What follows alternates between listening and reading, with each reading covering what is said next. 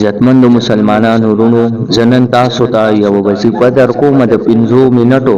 دا 15 منټه وظیفه دا تاسو وکئ ان شاء الله الله جل شانه بساسو ټول مشکلات ختم کی او الله جل شانه بساسو ټول حاجتونه دا پوره کی نو تاسو په دې 15 منټه وظیفه باندې ځان پوه کړئ او په صحیح طریقې سره شروع کړئ ان شاء الله چې کله تاسو په دې وظیفه باندې ځان پوه کړئ زمونږ دا بیان تاسو تر اخره پورې واورېدو ان شاء الله د الله نو امید ده الله جل شانه باندې یقین ساتي چې تاسو مشکلات به ختمي او تاسو ټول جایز حاجتونه د الله جل شانه پوره کوي نو جی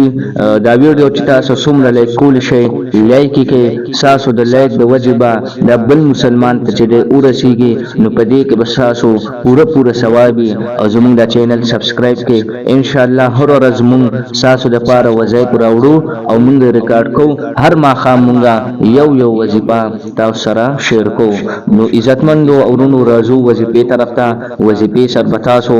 یو دوه درې کار نور کوي هغه دا چې 15 وخت مونږ وکوي چې کله تاسو 15 وخت مونږ کوو ان شاء الله چې تاسو دا وظایف دا بکار کوي او دې سره یو سپاره تلاوت کوي کې سپاره نه د کم اس کم نیمه سپاره تلاوت کوي او په نبی علیه الصلاۃ والسلام باندې چې تاسو څومره زیات درود شریف ویل شي درود شریف وایي کم از کم دروازه 1000 مرتبه درود شریف وایي لن درود شریف وایي صلی الله علیه و آله وسلم وای را سره جی صلی الله علیه و آله وسلم راځو وظیفه طرف ته وظیفه دا د 15 منټو الله الصمد دا موږ سټیم کو خپل ټیم تهجد مال له چې سړی یو 2 رکعات سلو رکعات 12 رکعات پور سړی تهجد کول شي نو تهجد مو کې کو تهجد لا یو کس نشي پاسې ده د سحر د موز نه پس یا د ماسختن د موز نه پس کې باندې پتخیات باندې د موز نه پس دي یو نو درې پیره بتا سو درود شریف د موز وایي درې پیره بتا سو د موز درود شریف وایي بیا با 101 مرتبه الله الصمد وایي په اخره کې بیا بتا سو د موز درود شریف درې پیره وایي بیا وره په تحیات باندې بکینه درې پیره به موز درود شریف وایي بیا بتا سو الله الصمد 101 مرتبه وایي په اخره کې بیا بتا سو د موز درود شریف وایي دې سر بساسو